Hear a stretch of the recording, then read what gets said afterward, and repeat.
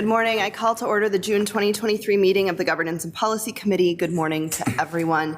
Thank you to those who are here in the boardroom and those joining us via live stream as well. Our first item is to act on proposed off-cycle amendments to Board of Regents policy namings and renamings. Here to walk us through the changes to our amendments since the committee reviewed them at our last meeting in February, our Associate Vice President Mike Volna and Jason Langworthy, our Associate Secretary. Mr. Langworthy, please proceed. Chair Verhalen, members of the committee, good morning.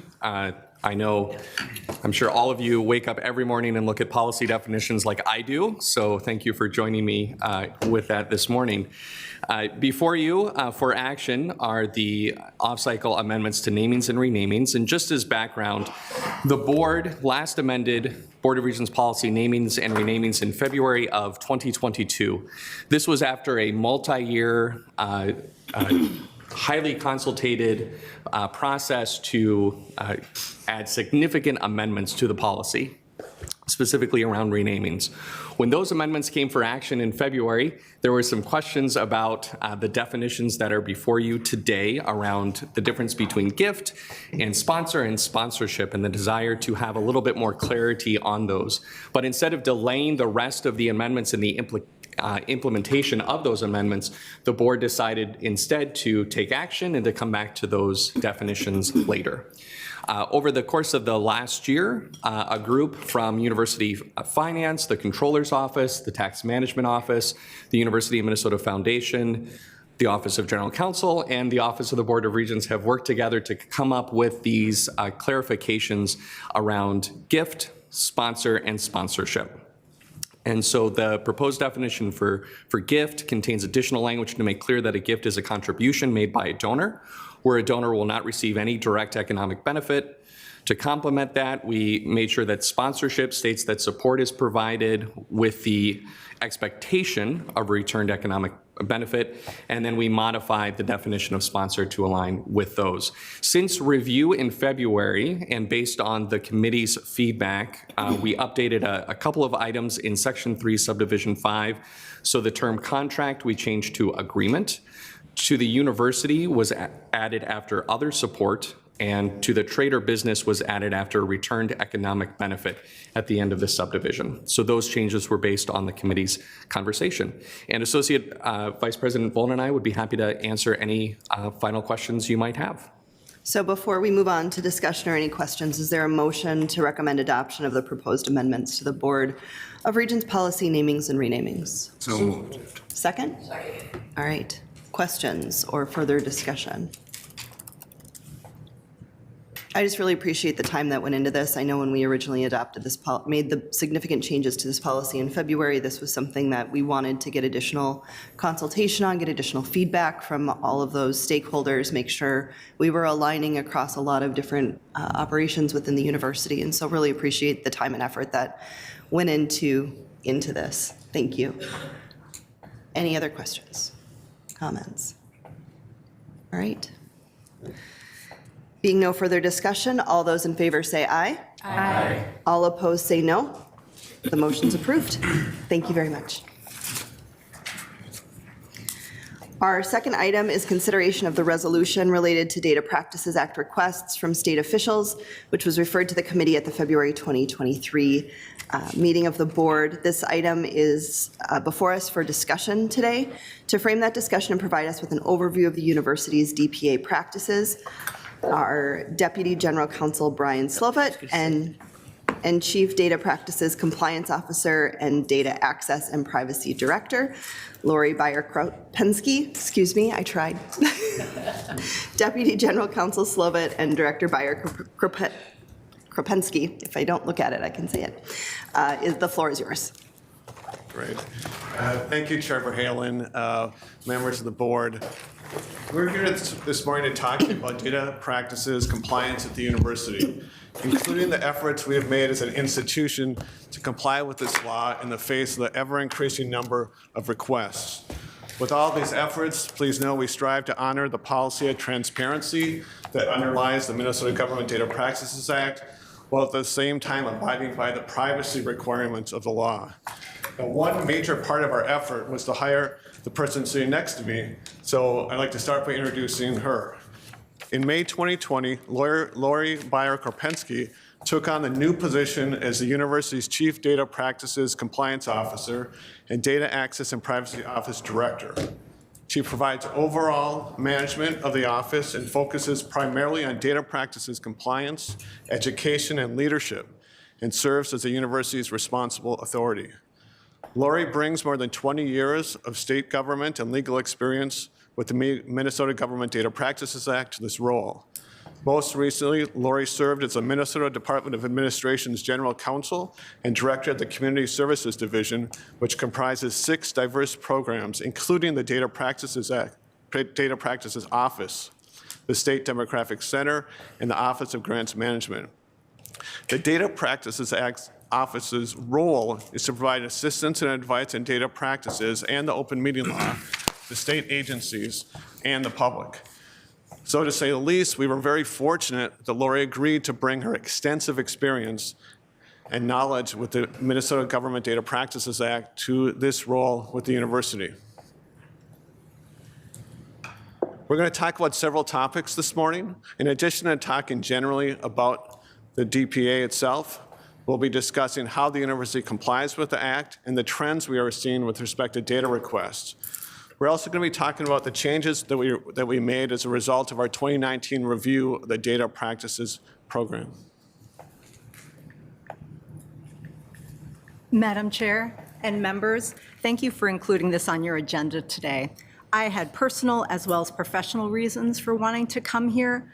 Personally, I wanted to give back to my alma mater for what this institution has done for me and my family, especially the doctors and nurses at the university's Transplant Center.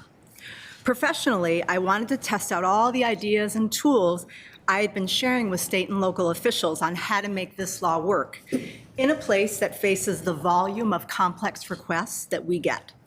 I'd like to provide a brief overview of our office. We currently have 4 full-time employees in the General Counsel's office.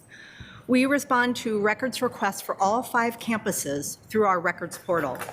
We also oversee 2 administrative policies, one on records management, as well as one that you're interested in on public records. This is the landing page of our current records portal. It's our second portal that you have invested in, and it's been in place for about 2 years, and it's super easy to use. Now, I hope this blows your mind. This chart shows the substantial growth the university has seen in requests since 2010. Until 2016, the data practices and records management work was amazingly done by a single person, Susan McKenney in my office, who is the university's records manager. Due to increasing volume and complexity of requests, you made significant financial investments, including funding our records portals. Your investment allowed the General Counsel's office to add a staff person in 2016, one in 2018, and lastly, me in 2020. So just a little bit about the DPA itself, and I'll mention, I do recommend that everyone watch the video that Lori's office put together, which provides a great summary of the law. So I'll just be brief here. So the Minnesota Public Records Law, the DPA, some people refer to it as Minnesota's FOIA, its federal counterpart. Like FOIA, Minnesota's law promotes transparency and accountability by allowing the public to see how the government, including the university, performs its important functions. The DPA applies to state and local governments in Minnesota, including the university. It starts with a broad presumption that all data is public unless it is specifically protected by an exception under state or federal law. So government agencies in Minnesota must balance this public presumption with a legal duty to protect several categories of private or non-public data. The law applies to data regardless of its physical form, therefore applies equally to paper and electronic records. The law provides for civil and criminal penalties for violations. And importantly, a government entity can violate this law both by not producing data that's public and by producing data that's private. So this watching both sides is very important. Now, since this presentation was born out of a discussion relating to the legislature, I'll also mention that the Minnesota legislature has carved out an exception for itself such that its data is not subject to the Data Practices Act. But also significant to our discussion, it did not exempt itself or its members from being subject to the DPA provisions that permit government entities to charge for data in certain circumstances. Thus, under the law, legislators are subject to the same rules as everyone else when it comes to seeking data. So this slide just presents a few key points. Mostly I'll just mention the third point on the slide. You know, the DPA was written back in the 1970s, so it was a much different world, of course, when it comes to how our data was created and maintained. But it was designed from the start to cover data regardless of where or how it is stored. Thus, that means that today it doesn't matter if government data is in a file cabinet, a work computer, or a personal cell phone, or a university email account, or a personal email account. All forms and storage devices are covered. One piece of advice we have that comes out of this is we recommend only using university email accounts as opposed to personal email accounts when performing university work, because that way you keep it in your university accounts and the personal accounts won't be reached. So back in 2019, OGC conducted a detailed review of the university's data practices processes, and we issued a detailed report, among other things, that talked about the law, policies, current practices, areas of concern, and steps for improvement. And we identified several ways in which our program could be enhanced in areas including technology, quality control, office structure, policy, and training. As Lori will discuss, the university, through implementation of measures outlined in this report, has seen enhancements in all aspects of our data practices, processes, and results. So besides creating my position, we have made strong progress in a number of areas through dedicated staff, use of technology, and policy levers. You appointed me to serve as the university's data practices responsible authority. This places certain statutory duties on me to ensure our compliance, including keeping our policies current. We implemented a new request portal that has enhanced functionality that allows us to better process and coordinate requests across program areas and campuses. And as Brian mentioned, we have a 7-minute video that has been watched by more than 1,000 university employees, and I really hope all of you will watch it because we get requests for data of yours.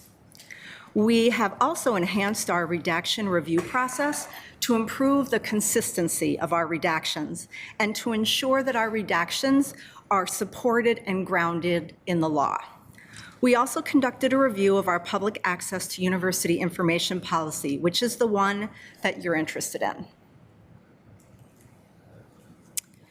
At your February meeting, concerns were raised about whether this policy had gone through a major shift relating to charging for copies.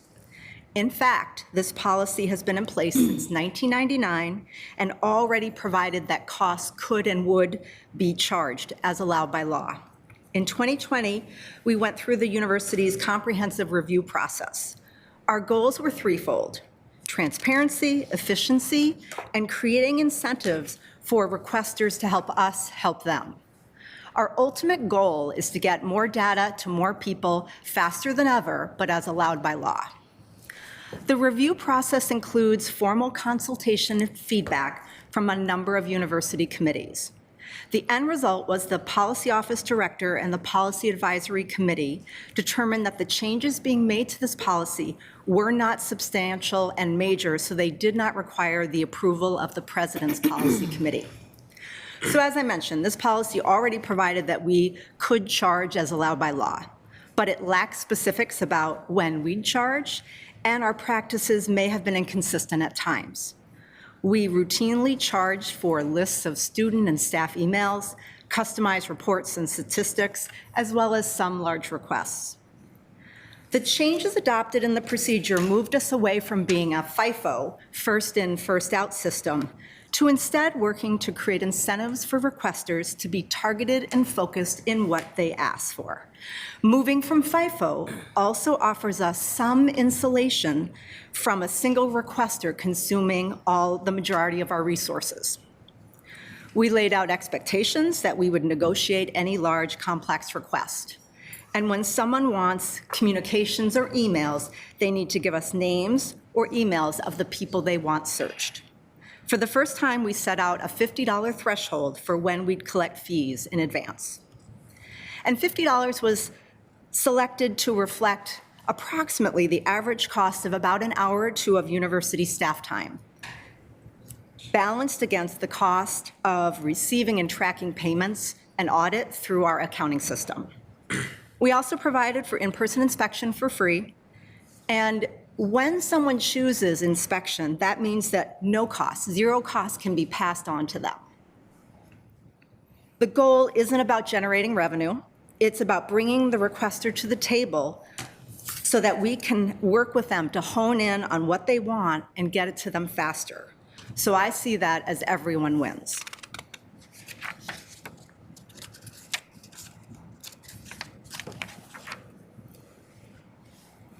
I hope you're all wondering why there's a gumball machine on this slide. I was going to bring some gumballs, but I thought that Jason would say, no, don't do that. Formal place. So now Minnesota law only allows certain costs to be charged when a requester wants copies, including electronic copies. We can charge the staff time to search, retrieve, and copy data, as well as any mailing costs or storage device costs if that happens. We can never charge a second of time that we spend redacting the data we're legally required to protect. That's our office's time. And as I said, inspection is always free. Now, those two gumballs are search and retrieval, the main costs that we can recoup in an email search. All the rest of the gumballs are the time the university is required to absorb. So again, this isn't a moneymaker. These two gumballs are our only opportunity to negotiate with a requester. On average, it takes our university's IT security team roughly 2 to 4 hours per email box to search and retrieve emails. That's about $100 to $200 of their time, while it can take 30 to 40 hours for our office to perform all the redaction, plus the extra time of other university staff to review those redactions. Most requesters care about time and money, and without this small policy lever, there is almost no incentive for a requester to consider the size and scope of their request. And so here's a past example. Before these changes were put into place, we had a request from a media outlet to search 87 email boxes for a number of keywords. It required hundreds of hours of staff time and included reviewing and redacting more than 20,000 pages. It took almost a year to complete, and all the data was provided electronically at no cost, and it resulted in a single minor news story. Given how much time this request consumed, other requesters waited longer for their data. While we were working on this request, our running total of open requests ranged from 100 to 140. Compare that to the last 2 years, where we run between 20 and 40 requests open at any given time. And this morning, we were at 26. So we are helping people faster than ever. So again, the purpose is not to generate revenue, but to open up a discussion so that we can have a better result for the requester, for the university, as well as all our other requesters, because every requester, their request is important to them. So this slide, I think, really illustrates the efforts that have been made by the university with respect to the DPA, the enhancements we have made and the hard work and diligence of the people in Lori's office. As you can see here, even as number of requests continue to rise to pretty amazing levels when you consider how many requests we actually get every day, the average number of days to close out requests has also gone down. So as Lori mentioned and the slide shows, we are getting out more data than ever and more efficiently based on the steps that have been taken by Lori's office and by the university generally. So this presentation, as we talked about, was born out of a discussion relating to legislative requests. So we thought you'd want to know, well, how many legislative requests are we actually handling? In fact, as you can see from the slide, the number of legislative requests that go through the DPA portal, their DPA requests, are very low. Most requests go through University Government Relations and are filled that way. It's only when a legislator makes a request that requires considerably more effort, including searches of email boxes, that it goes to the DPA office. So you can see since this is in 2023, we've had no legislative requests. And in fact, since when you pause the charging for legislators, that's had no impact. We've had no legislative requests since that February meeting. So like I mentioned, most go through government relations because most aren't related to searches of email boxes, but those that are bigger go through a DPA request and are processed just like every other citizen who makes a DPA request. I wanted to mention also there's one legislative office that is handled differently, and that's the Office of the Legislative Auditor. Those requests are handled directly by the university, not through Lori's office.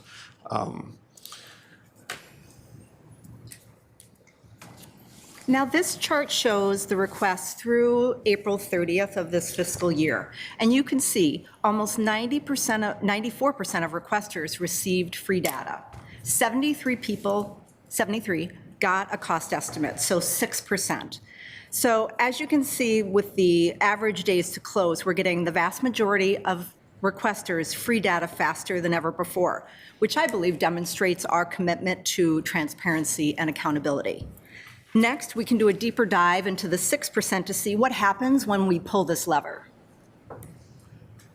Now, this is just the 6%, so the 73 people who got a cost estimate.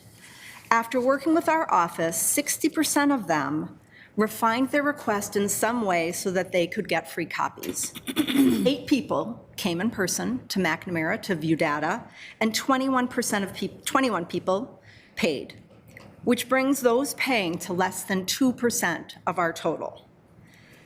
And here's a real example that we see as a success story. Last July, we got an animal rights request that was very broad.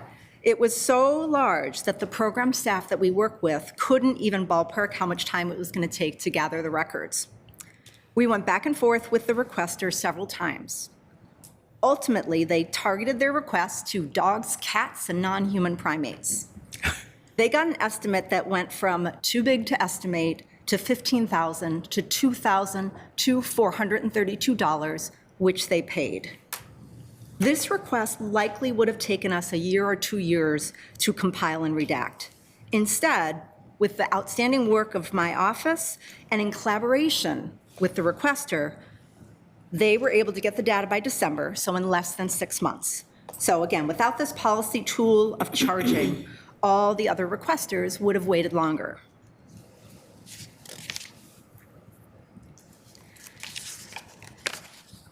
Now, this pie shows when people got a cost estimate, what were they requesting? And if you think back to gumballs, you're not going to be surprised to see that more than half of them were asking for searches of multiple email boxes across extended time range. These aren't the easy requests to search a few days or a week of the president's emails for a handful of keywords. Those are pretty easy. Next, we have statistics and lists, which is the area we had already been charging for, and then also as well as it includes specialized data analysis. An example of the employee space is we had a request to pull hundreds of resumes that needed to be manually pulled from our electronic systems.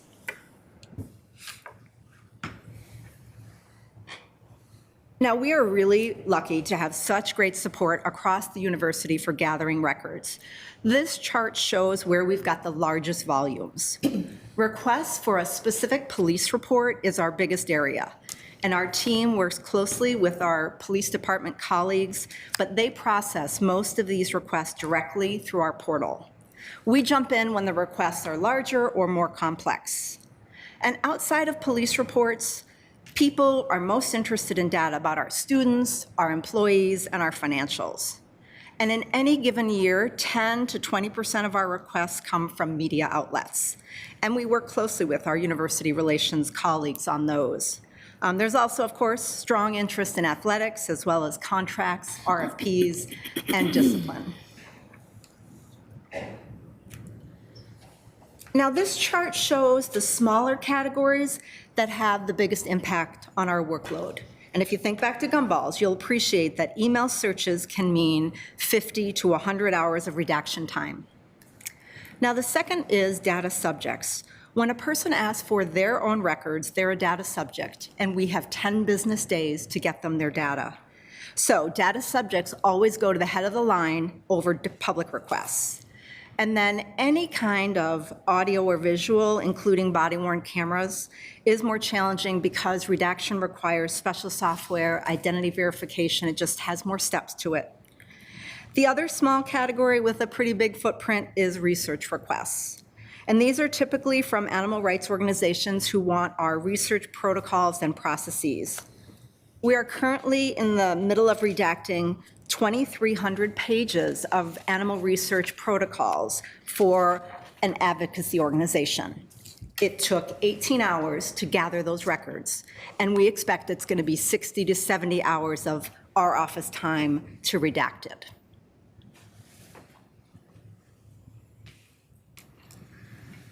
So that goes well, that transitions well into this slide, because one reason why it takes significant resources to handle a large volume of DPA requests, because the university must take great care to not release private or non-public data.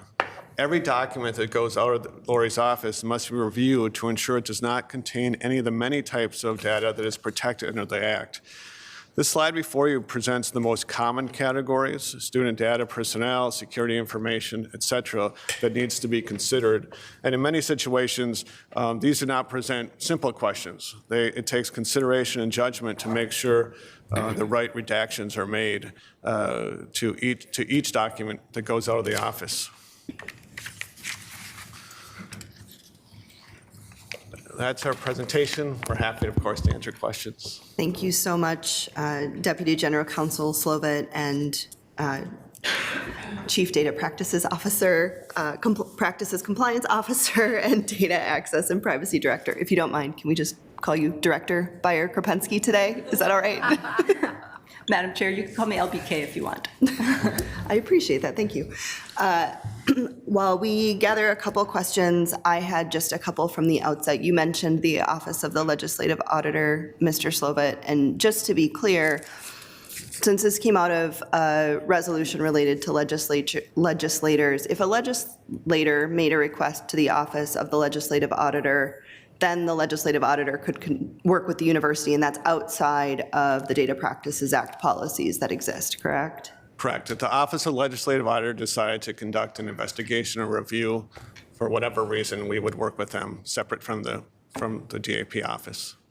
And then the slide discussing the 2020 operations changes, the $50 is applied evenly, and just for clarification, that means that if the cost estimate exceeds $50, that the office reaches out to that individual, whether they're, as long as it's, whether they're asking for their own data, whether they're a journalist, a public interest group, an NGO, a legislator, anyone, correct? Madam Chair, correct. There are some different rules when a data subject on what can be charged. A little bit less can be charged than a member of the public, but all public members are then treated the same. If it takes more than 2 hours, $50 worth of staff time, they would then get a cost estimate. All right, thank you. Regent Tad Johnson. Thank you, Madam Chair, and thank you for that presentation. It's very thorough and answered a lot of questions. The four of us who recently went through the legislature got the question quite a bit. They would point out to us that we as individual legislators do not have a budget to pay for documents that we may request. And they were kind of upset about what was interesting that Mr. Slovett said was there were no data privacy requests, but for other things, financial information, et cetera, or other types of requests, are legislators going to be charged like everybody else? I'm sorry, I didn't hear your question, Tad. Oh, Can you sorry. say it a little louder? Yes, my question is, are there matters that individual legislators will be charged for, and are they getting some kind of special rate, I guess is the other question. Madam Chair, Regent Johnson, legislators will be charged the same. So if their request is focused and narrow, they would get free copies just like everyone else. And if they didn't want to pay the cost of copies, they can have in-person inspection. We've also included they can have their staff come inspect in person. That is the outlet the law provides to all members of the public. Thank you. And Director Byer-Krupensky, when you say that that's what the law allows, it is the statute that the Minnesota legislature passed, correct? That's to what you're referring. Madam Chair and members, yes. The statute that they have excluded themselves from being subject to law does not exclude themselves from being charged for copies just like any other member of the public. They've also, except for the Office of the Legislative Auditor, they can't get data anything other than what's public as well. So again, they're treated like members of the public. The Leg Auditor can, in fact, come and get data of any classification. Thank you. Regent, any follow-up?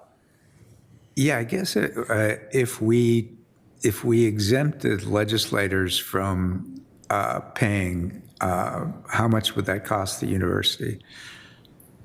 Madam Chair, Regent Johnson, I don't think I can estimate that. I would say that having a fast track for some groups can't be done without impacting all the other requesters. So I think that's what you're trying to weigh. I also like to remind myself this law is about giving power of information to the public to hold government accountable. It's a tool for leveling the playing field for those who don't have the power of our elected officials. Thanks. Regent Farnsworth? Thank you, Chair Verhalen, and thank you to our presenters for this helpful presentation today. I think board colleagues know, but not everyone may know that I was the one that originally drafted this resolution, and so I am thankful to committee leadership for putting this back on the agenda and for having this conversation today. One follow-up question and then a comment. So I was also going to ask about the Office of the Legislative Auditor like Chair Verhalen did, but I just want to make sure I understood your answer. So the chair had asked a question about could legislators work through the Office of the Legislative Auditor on those requests, and your response was if OLA chose to do an investigation, then like my understanding is the process for initiating something through OLA is more of a they would have to decide to do an investigation on something, and then they would work with the university as opposed to them just being a conduit for legislators to get requests. Did I understand that answer correctly? Yeah, Chair Verhalen, Regent Farnsworth, that's my understanding as well. Okay, so thank you. And so I think there's a little bit of a distinction there. In general, I think my position on this in the past, through bringing this up, and I think my position remains, is that I had heard, as Regent Tad Johnson had said, this was a concern that was raised to me, which is why I wanted to get more information on it and then raised the concern to this board. I don't like the idea of us charging an entity, that our relationship, one, is really important with, but two, that have oversight and funding relationship with us to an extent. And of course, there's nuances to what that is, but it's speaking in general terms. And so, I don't view an exception being made for legislators, constitutional officers, however that definition would be defined, as fast tracking another group. I just think that, even I appreciate the data that we haven't had any requests in 2023. I think it's more about the message that we're sending, and this being kind of a low-hanging fruit thing to fix in the grand scheme of things in terms of our university's relationship with the legislature, what kind of relationship we should have there when it comes to this being a public institution with a robust responsibility to provide public data and that access and transparency. So I do look forward to hearing what others think today, as always, but I continue to feel of the same vein as when I brought the resolution forward originally. So thank you again for having this conversation today. Is there any response to that from either of you? Otherwise, I have a comment, and then we'll move on to the next speaker. Madam Chair, I would say there are really good reasons for treating all requesters equally. Offices and people in those offices may have biases in favor of one requester over another. It could be I know someone personally, someone has more power, maybe an advocacy group that aligns with my agency's value, or just a preferred media outlet. On the other side, every agency has requesters they view as hard to work with, critical, challenging, and I believe the only defensible way to overcome both the conscious and unconscious bias that can play out here is to treat all requesters in the same way. Yes, Mr. Slovik? Yeah, Chair Verhalen, Regent Farnsworth, if this is still responding to you, this is, of course, a judgment that you can make. One thing I'll mention is, on top of what Lori said, is, most requests, the legislators work through government relations. Right, so we're only talking about those requests that take more extensive resources, take review of mailboxes, and take, which then run the risk of slowing down everything. That's the idea. So just want to keep in mind there is a government relations route that goes. It's most of the time we're talking about those minority that requires considerably more resources. But of course, it's a judgment that you can make, and the impact. It's not a financial impact exactly. It's not because we're not collecting those dollars. It's about the impact on the efficiency of the office generally. Yeah, and a couple additional thoughts that I had just on the items you raised. One around the funding relationship. That could be extended to all of our students, the parents of our students, all of those, because they are funding activities at the University of Minnesota as well. And, where specifically do we draw that line, knowing that it is in the power of the legislature to change the statute if they would like to do that and exempt them. They've already exempted themselves from records requests of the Data Practices Act. They could very succinctly and clearly exempt themselves from any costs that they require under the Data Practices Act when they make any of those requests of any data practices applicable state agency or government. That's where I'm sitting on this right now and kind of thinking through this. Regent Kenyanya. Thank you, Madam Chair. Thank you both for the presentation and the information. First of all, just really want to offer compliments for, when we have those two charts with the requests. Yeah, you're proud of that one, aren't you? No, I mean, that's really impressive to see, and it's helpful for us to see just the volume, that your team is handling.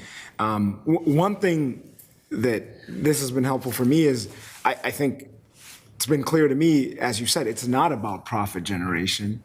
If it were, we're doing a bad job at it. I mean, there's some things I would change, right? I mean, I think you called it a lever. And Regent Farnsworth, you bring up good points about the relationship, and the chair spoke to those as well. But, the total amount of funding we get from the legislature, obviously, we and what we might get back from this, obviously those don't really compete. But I can appreciate how this is a helpful tool to help requesters refine. Because people don't, all of us really, people don't know what they're looking for. That's why you cast that wide net and then hopefully, find what you're looking for there. So in terms of the fee, I don't have strong feelings. I'd be okay with us waiving that. But then my next question would be, how do we help you? What tool do you have to still be able to refine those requests, to still be able to make sure, your office's resources are being deployed well, and that we're not creating that backlog, that 6-month backlog with the examples you gave, to make sure other requesters, have access, especially requesters, students, members of the public who don't have other avenues such as government relations or the legislative auditor if they choose to go that route. So, that's what I would want to explore. That, okay, if we got rid of this, how can we do that? And I'd wonder, even when a fee isn't present, are you able to still negotiate a bit with requesters, and how responsive are they to that? So that's my first question. And then my second one, you mentioned police reports are often handled directly through the portal. I understood that meaning UMPD or UMDPD would go directly into the portal and provide the information without the office's intervention. If I understood that correctly, are there other units in the university that also interface with the portal directly without your office having to be heavily involved? Madam Chair, Regent Kenyanya, many requesters are amenable to talking about, because they don't know what the university has, so they are appreciative of us helping them refine and figure out what we might have and how to get it to them faster. There are, of course, some requesters who are just like, I ask for everything and you just get me everything. I mean, it really does vary. And on your second question, the athletics area does a lot of the work as to releasing coaches' contracts directly through our portal. And you're right, UMPD, we have some interaction. We are tagging and labeling and making sure that UMPD requests are going to the right place. But they do respond to police report requests directly through our portal. We do all of the ones for Morris PD as well as Duluth PD. So it's really Twin Cities based. Okay. Briefly? Sure. I appreciate that. And I guess, yeah, so I hope this board could just think about how we can help this office be efficient. One thing I've gotten decent at, Madam Chair, over the 4 years is realizing when we're creating the administrative costs, we sometimes lament, and there's a cost to everything we're doing. So just want to be mindful of that. And again, I don't feel strongly about the fee, but I do feel strongly about giving you the tools you need to do this job efficiently. Thank you. Thank you. Regent Turner. So looking at this is what I would be concerned with. So when you go to the Higher Ed Committee in the House and the Senate, are they able to get the information that they need to make the decisions in regards to the university? I'm hearing that they get their information from government, the Relations Department, right? And they don't have to charge for that. Senior Vice President Franz, I'm sure, and company, I'm sure they all give them their information that they need to be able to make the decisions at a legislative level. Do they have other ways to get this information that they need to be able to make the decisions in their committees?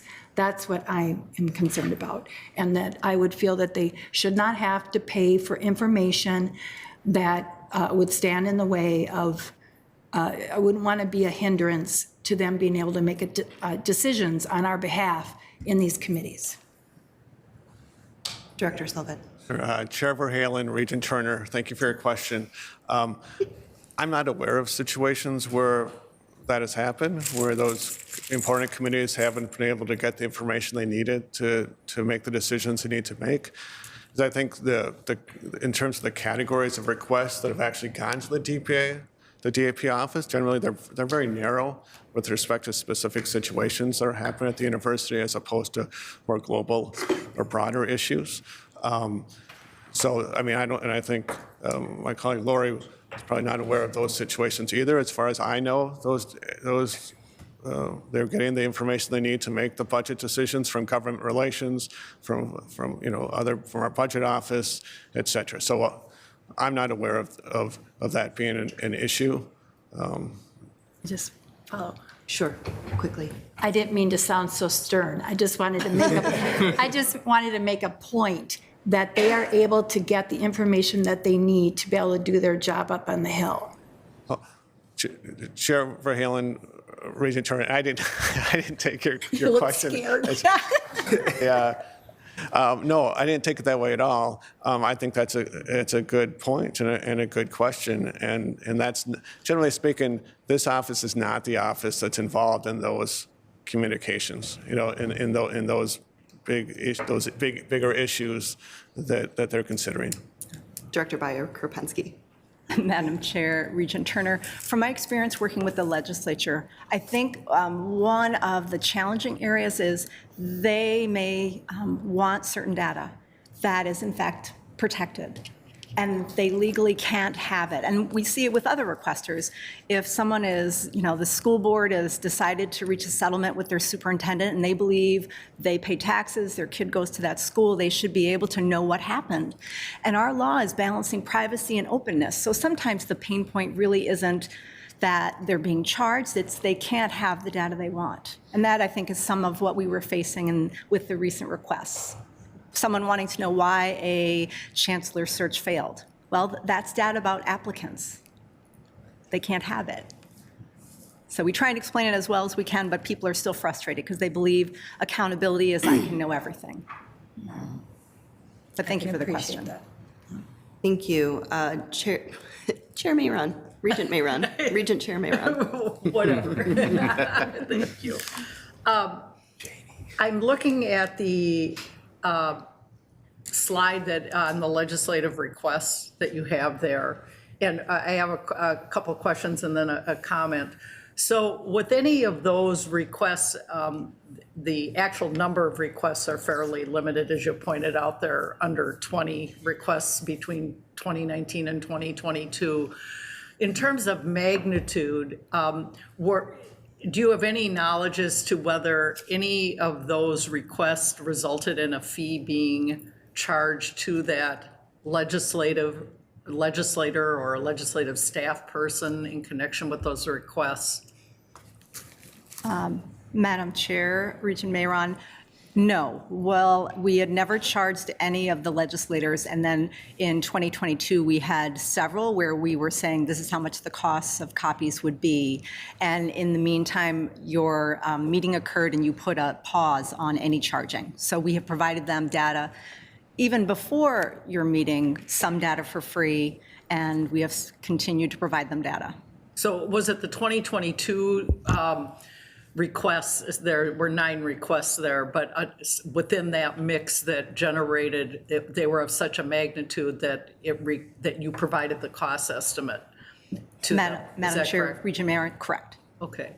And when a legislator makes a request, a DPA request, I take it you don't have any way to evaluate whether they're asking for it in their individual capacity, out of individual curiosity or whatever drives a person in the public who wants information, or whether they're doing it in order to conduct their job as a legislature. You don't, as a legislator, I take it you don't have any way to evaluate in what capacity or what hat they're wearing.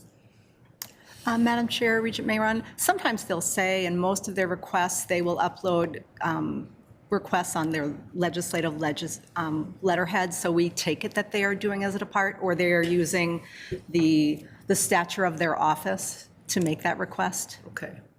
And just a comment in response to Regent Turner's comment. I mean, interestingly, at least the way I look at the information that's listed here on this slide on legislative requests, none of them appear to bear on what the Higher Ed Committee is doing in terms of trying to figure out the finances of the university, or how to fund or not to fund whatever it is we're requesting with. They delved into other areas that were of interest to legislators, it appears for me, from the descriptions that were there. And then just the last question, in order to understand, you said most legislative requests go directly to government relations. So can you give me a sense of the kind of requests that basically aren't going through the DPA process, but rather go directly to government relations, and then to the extent you have any knowledge of what it is they're providing back?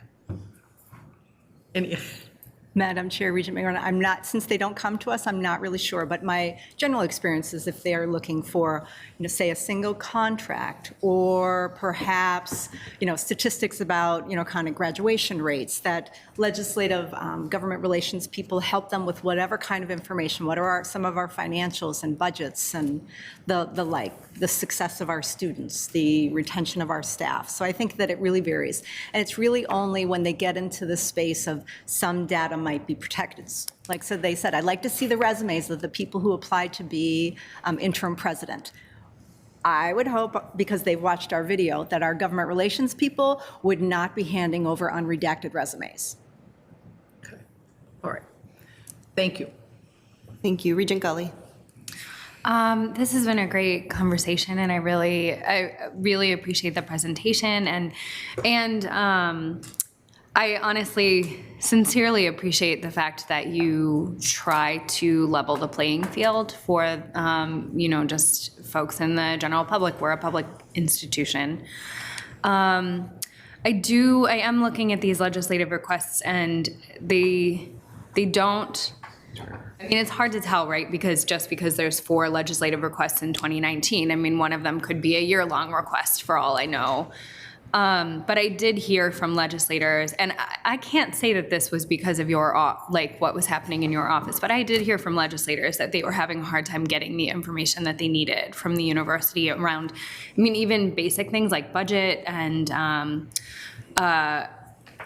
to think of other things. But I had legislators who pulled out a budget spreadsheet and said, I just got this, I asked for this months ago or whatever. And so I'm not sure where the disconnect was. I really don't know. I didn't say, did you make a public request? So I can't say that was where it was where the stall was. I will say, though, that it feels sort of like low-hanging fruit to me, and the legislature is so incredibly important to our work.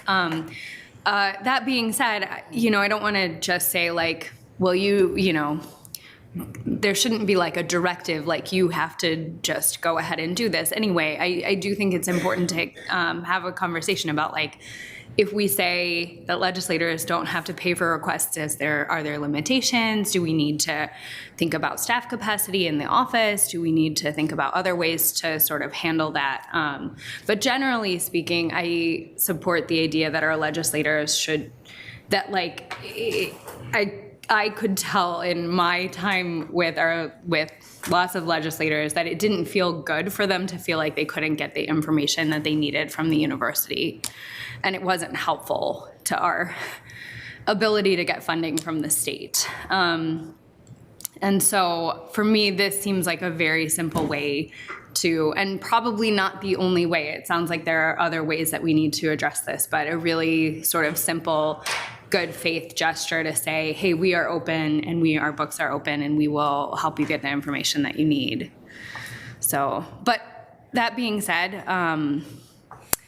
if that leads to, more strain or if we make that decision and it is untenable for any reason, then I think that's another discussion to be had as well. So I appreciate your discussion about this. Deputy General Counsel Slovett, anything to add? No, Chair Verhalen, Regent Colley, thank you for your comments. You raise interesting points. A lot of the points you raise, I think, actually don't relate to the DAP office, because you don't get budget requests through your office and the like. So some of these issues, this is a pretty narrow, narrow issue, as you can see from the type of request that we're talking about.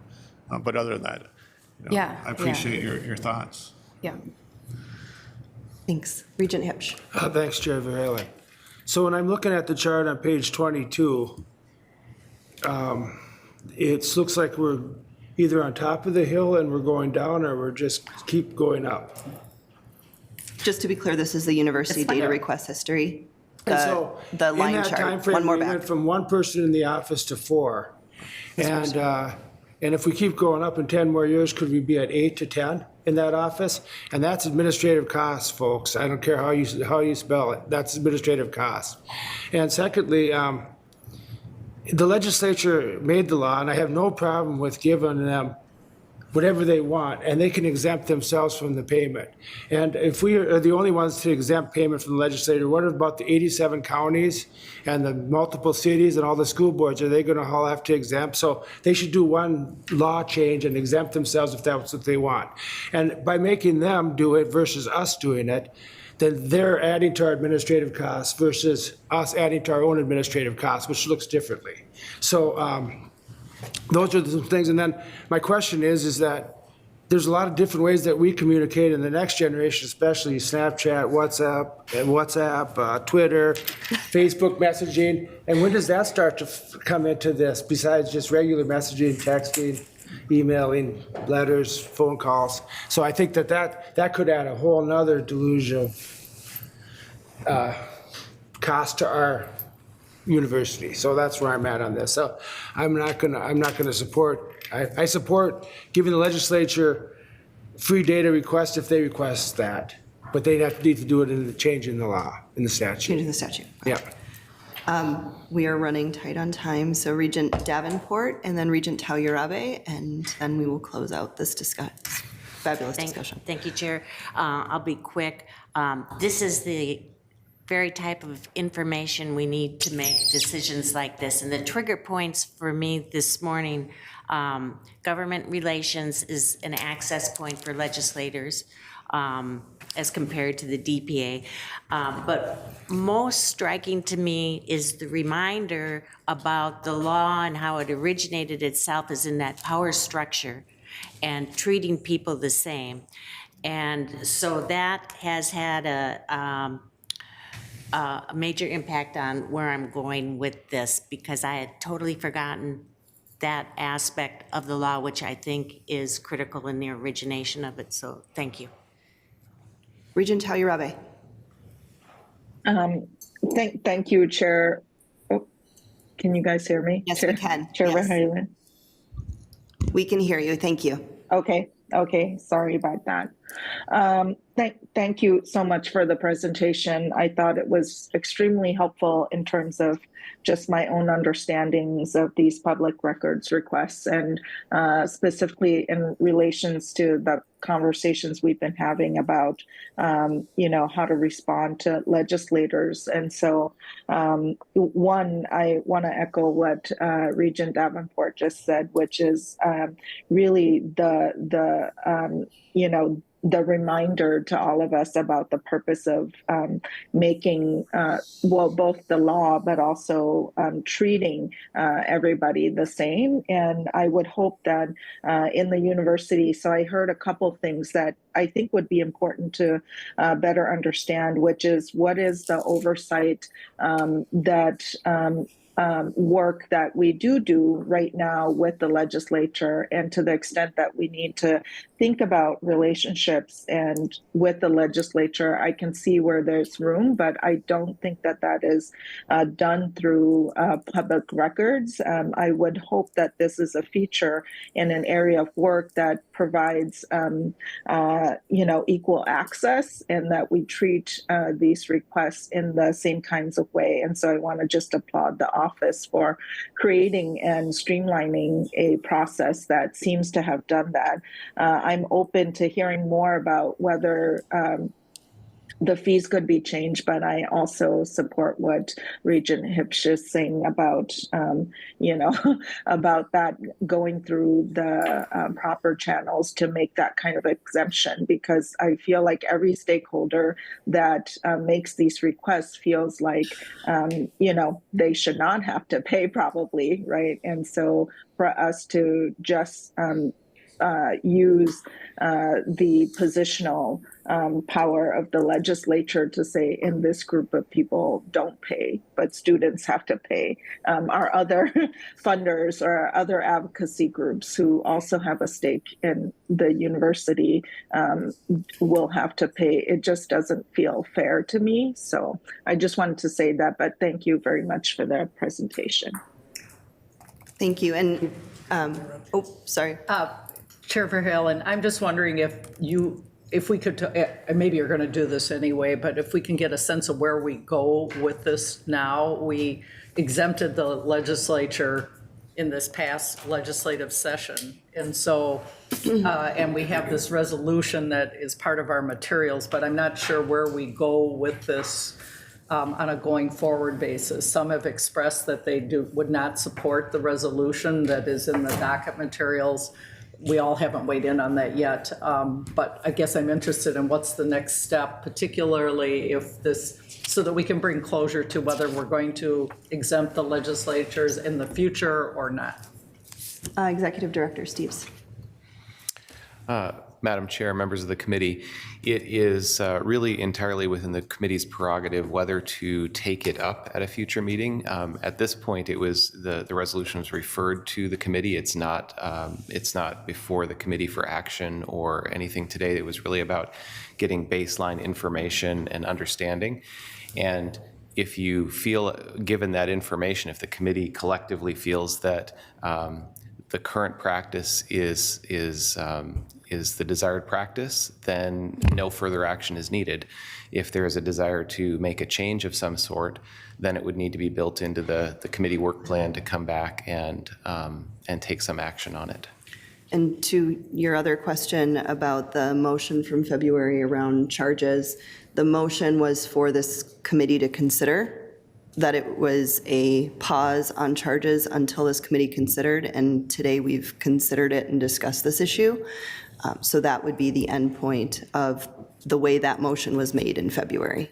So just, if I could, just to clarify, if we do nothing then our current practice of that we apply to all people, including legislators, would continue. That if we wanted to change it, we would need to have a formal resolution for the committee to consider and to act on or reject. Is that correct? Executive Director Steves. Madam Chair, Regent Mayron, that's correct. Okay. Thank you.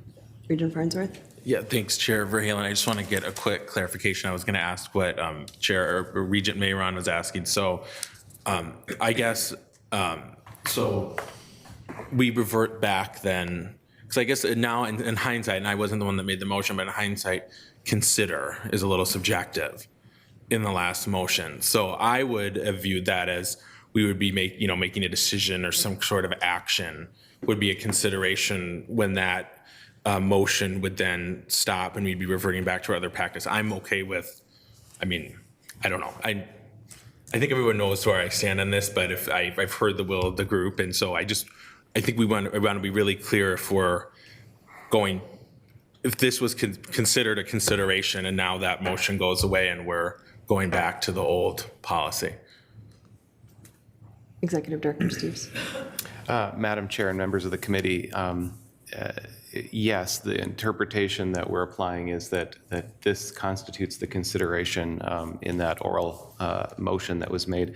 It's one of the reasons why it's so challenging to operate off of oral motions in meetings when we don't have the opportunity to have something written and evaluated by the group. But that is what was outlined in the docket and kind of how the interpretation is being applied today, because frankly, the administration needs clarity and guidance as to when and how to apply the policies that are in place. Okay, thank you. I think that's very significant for today. So I just wanted to get some clarity. Thanks. Mm-hmm. Regent Tad Johnson. Thank you, Madam Chair. I was going to suggest what the four of us got during our hazing period to become a regent was kind of anecdotal from a handful of legislators. It would be nice if a conversation were held by our leadership with the leadership of the House and Senate to find out, if they, where they are coming from, if they are interested in amending the statute, if we take this action, if it makes any difference to them. Anyway, just a conversation by, our chair and possibly the president with the leaders of the House and Senate. Just a suggestion. And then we reconsider it, so we kind of table it for today. Thanks, Regent Johnson. Regent Kenyanya. Yeah, thank you. Briefly, I just want to comment that because we did the pause now, if we don't extend or whatever, it'll almost be painted as we now instituted, a fee. And I don't know how that fits into consideration, but it'll look like we're going, which is not what we're doing. I'm not saying that's what we're doing, but. Yeah, and I would say since there have been no legislative requests for DPA this year, there are currently none for which there'd be a change. All right, this has been a really great discussion. Thank you so much, Deputy General Counsel. it's going to take me forever. Deputy General Counsel Slovat and Director Bayer Kropensky, we really appreciate the time and effort you put into this presentation. This gave us a really great baseline understanding of the numbers, particularly kudos to both of you and the Office of DPA for all of the work that they have done to really create those two graphs on slide 23 that show while the requests go up, the response time has dropped dramatically on each of those. So very much appreciated from this board. Thank you. Thank you. All right, because of where we're at on time and our agenda, we are required to take up item 3. Item 4, while the report is in our docket materials, we can delay that until September, and so that is what we're going to do. But we are going to take up item 3. So our next order of business is our annual review of the Board of Regents policy, code of conduct for members of the Board of Regents. This annual review is required by policy, which is why we can't push this to September. So I invite Executive Director and Corporate Secretary Steves and General Counsel Peterson to take us through the review. So Executive Director Steves, would you please start? Madam Chair, members of the committee, I'll make very brief opening comments, and then General Counsel Peterson can talk about various parts of the policy. You have 88 policies that govern the University of Minnesota. You make the laws, basically, that establish what the mission of this organization is, how it will function, how it will operate. And there's one policy that's very special, and it's the one that you're reviewing today, because it's the policy that you've established that governs yourself and your own conduct, your own behavior. And you've said that it's so special that you want to review it each year orally with the whole group, and that's what you're doing today. I think that I'll just note one statement from the policy that I think captures a lot of it, and then I'll turn it over to the General Counsel. It says, regents shall adhere to the highest ethical standards. Regents bring to their task varied backgrounds and expertise, but are expected to put aside personal interests and keep the welfare of the entire university, not just a particular constituency, at all times paramount. And I think this is I think this is an amazing statement and an important statement, and also the kind of thing that at various points in time throughout the year, when I have conversations with you about different issues and topics, it might come back to this. And it's not me saying this, it's you as a body saying this back to yourself. And so it's something to keep in your mind at all times about what it is that the standard by which this body has expects its members to operate. General Counsel. General Counsel Peterson. Thank you, Chair Verhalen. Thanks for the setup, Brian. Before I kind of wade into this annual presentation, and I will try to pare it down to the core here because I know your time is short. But before I do that, thank you very much for the reception you gave Brian and Lori with regard to the DPA issue.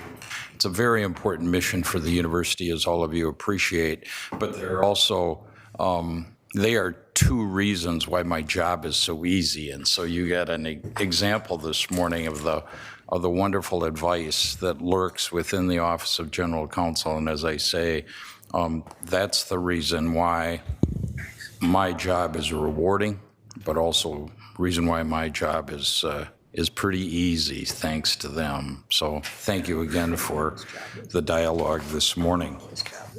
As to the code of conduct, I can speak to this from a couple of perspectives. And one is sort of the law and policy perspective, but if you'll bear with me, and I say this with some humility, I can also perhaps provide you some perspective on kind of what's behind the rules, that is how they can be sort of the building blocks of a well-working board. Sort of good governance, is really the goal here in terms of applying these rules and living out these rules. Brian teed up in section 2 what I think are the two core principles that run through these rules, and they go on for a few pages, but one of them is this constitutional principle of autonomy. And that's emphasizing that it was important to the founders that all of you as a group of 12 control the entire mission of the University of Minnesota. Now, with that sort of privilege and opportunity, the buck also stops with you. And so that's why in leading that mission, the language that Brian read this morning is really center stage. And I'm going to read it again because it's so important. Regents shall adhere to the highest ethical standards. Regents bring to their task varied backgrounds and expertise, but are expected to put aside personal interests and keep the welfare of the entire university, not just a particular constituency, at all times paramount. And that's, this university community is looking for you to fulfill that obligation. And so the second principle comes from this language too, that is the highest ethical standards. And when we talk ethics, I can't underscore enough that that's much broader than rules. I mean, once we move into this kind of ethical space, we're suddenly talking about things like judgment, civility, professionalism, proportionality. This is the language of sort of aspirations and values. It's not just sort of a textbook look at rules and regulations. In my effort to kind of cut to the core this morning, I will not kind of walk through the three fiduciary duties specifically, sort of the legal perspective as to the duties of care, loyalty, and obedience, but rather maybe just comment a minute about the aspirational perspective, sort of the challenge for all of you that underpins those three fiduciary duties, because to me, those words center on judgment again rather than rules, care, loyalty, obedience. And it's living those values that build a culture. It's a culture for you as a board, but it's also you sort of setting the tone at the top and being a model for the culture of the university community. And the word that for me captures the essence of it is collegiality. And collegiality does not mean agreement. In fact, I think your fiduciary duties are most important when all of you disagree over policy issues, which is, also an essential part of good governance. And I think it's more that the more collegial you are, the more you work well as a board, the more you better balance your various roles, executive, legislative, and judicial, because there are times when, the emphasis is more on a sort of a legislative oversight mindset. But then there are other times where in your executive capacity, you are leading and running this university, and you need to work closely with management in order to be effective in how you go about your work. And that's a tough balance to set sort of the thermostat right, but it's an ongoing challenge. I'll offer to you that in kind of my years as general counsel, this board is at its best when you work on complicated issues. That's not always the case with public bodies, but when the issues are difficult and the solutions are complex, I think this board works really well. And I think the reason is that those types of issues are the issues that require you to bring in all the constituencies of the university. It's not just board and administration, it's faculty, it's students, it's the community that have to buy in order for that to be successful. So from my point of view, when you live out these aspirational values that underpin care, loyalty, and obedience, that's when you inspire the university, and that's when you make everybody proud in the state that they're proud of the work of the University of Minnesota. So thank you for your efforts, because I know all of you clearly care in a general sense. Two other quick highlights out of the policy. One is Section 8 that deals with conflicts of interest. Gets back to that highest ethical standards notation. My main advice for the morning is it's sort of the same advice that I've provided to lawyers, and it's the same advice I've received in my years in my law practice, which is with ethics questions, the best thing you can do is air them. To talk to other people, to just think through how they should be handled. And so when an ethics-like issue comes across your radar screen, you get sort of the spider sense that maybe there's something lurking there. I encourage you to talk with me, talk with board staff, talk with the board chair, because often once you kind of talk through an issue that's a conflict of interest issue, there usually is a way to develop a tailored remedy. Sometimes it's a tailored recusal, but then there are other times with disclosure or transparency, the air can be cleared and the conflict of interest issue can be removed from the picture. The last point is Section 5. It's one of those obligatory annual confirmations that I need to make in the public record. And Section 5 is what relates to the disclosure step that's essential to you honoring your responsibilities with regard to conflicts of interest. Each of you provide an annual financial disclosure statement. It's our basis by which to evaluate conflicts of interest on an ongoing basis. And I will confirm on the record that I have reviewed each of your annual financial disclosure statements, and they are all in full compliance with the university's code of conduct. So with that, I conclude my remarks, Chair Verhalen. Are there any questions or thoughts from the regents? Well, I, for one, just want to express my appreciation. I know this is, again, dense material, but we appreciate your guidance on these issues and making sure that we're in compliance and conformance with our policy as we go along, and appreciate these reminders. And I, for one, am thankful that this is a requirement that we do this annually.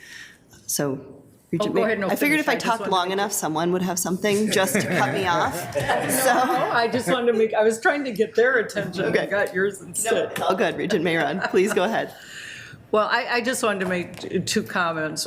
One is, I think the general counsel's reminder to us of the guiding principles that while we each have come with our own personal interests and skill set, reminding us that we represent no particular constituency, I just think is an excellent reminder for all of us. Because various constituencies will contact us and encourage us or discourage us, and reminding us that we represent the university community as a whole and not one particular constituency, I think is an excellent reminder. And the other piece, following up on Chair Verhalen's comment, thanking General Counsel Peterson, I too would do that and say, while it's true that people like our presenters in the last presentation on the DPA, maybe they make your job easier in that particular realm, but your job is not easy. And so I want to thank you for what you provide to the university and the council that you provide to us. This is not an easy job. You do not have an easy job. Thank you. All right. Thank you so much, General Counsel Peterson. Thank We you very appreciate much. it. Thanks for the privilege. There being no additional business before the committee at this time, we stand adjourned. The Board of Regents meeting will convene at 9:38. Not to be precise. 9:38?